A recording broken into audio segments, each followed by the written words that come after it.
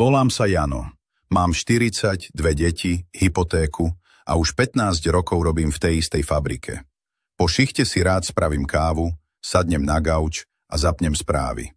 Politiku väčšinou prepínam. Tie prázdne frázy a sľuby sa už nedajú počúvať. Včera som však neprepol.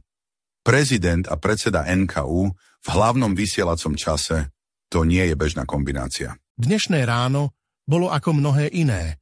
Cesta do práce na autopilote. Ruky na volante, oči na ceste a myseľ sa ešte len pomaly prebúdza.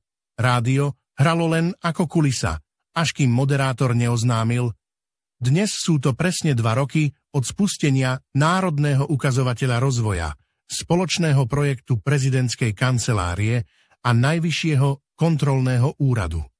Ten čas ubehol rýchlejšie, než som čakal. Spočiatku som neveril, že z toho niečo bude. A už vôbec nie, že sa NÚR dotkne aj mňa.